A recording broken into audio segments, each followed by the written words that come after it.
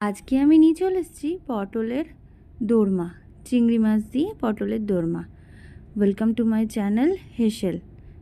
নমস্কার বন্ধুরা, কেমন আছো তোমরা? আশা করি সবাই ভালো আছো। প্রথমে যেরকম পটলের খোসাটাকে ভালো করে একটু একটু করে ছাড়িয়ে দিলাম, যাতে পুরোটা ছাড়াবো না। আর তারপরে বীজটাকে বার করে নিলাম। তারপরে বীজটাকে বার করে নিয়ে সাইডে রেখে দিলাম। এরকম করে সব পটলগুলো আমি রেডি করে নিয়েছি, আর বীজগুলো আমি সাইডে রেখেছি। আর এই যেগুলো মাথাটা কেটেছিলাম সেগুলো এই দেখো, দেখে নাও, সমস্ত জিনিস রেখেছি। এবার আমি একটা কড়াইয়ের মধ্যে তেল দিলাম। সাদা তেলে আমি রান্নাটা করেছি, সাদা তেল দিয়েছি। তারপরে পটলগুলোকে ভালো করে ভেজে নিয়েছি, এরকম লাল লাল করে দিয়ে তুলে রেখেছি। তারপরে আমি পটলের যে মাথাগুলো কেটেছিলাম সেগুলোও ভালো করে ভেজে নিয়েছি।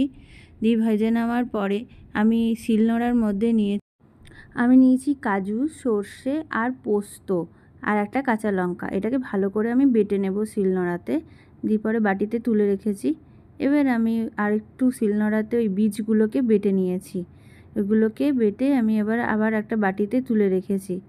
এবার আমি চিংড়ি মাছটা নিয়েছি, কুচো চিংড়ি, একদম ছোট ছোট কুচো চিংড়ি। ওটাকে ভালো করে ভেজে নিয়েছিলাম।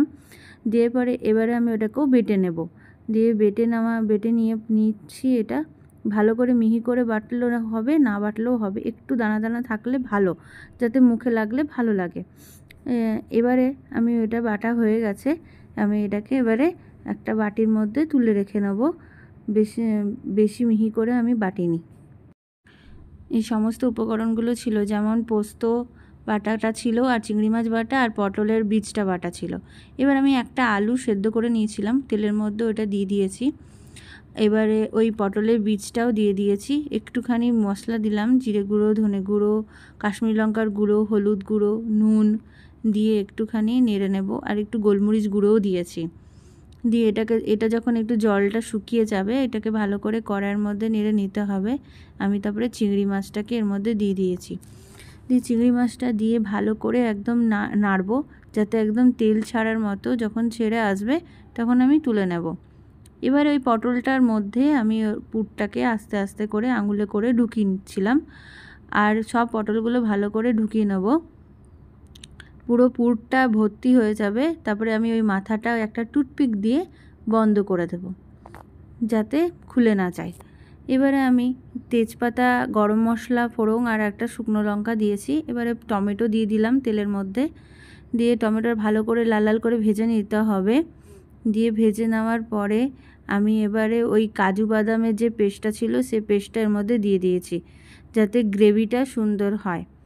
এবারে ওই কাজু বাদামের পেস্টটা দিয়ে পরে ভালো করে নাড়তে হবে। বাটি দেওয়া জলটাও আমি এর মধ্যে দিয়ে দিয়েছি কড়াইয়ে। এবার ভালো করে নাড়তে হবে। দেখুন কালারটা পুরো চেঞ্জ হয়ে আসছে।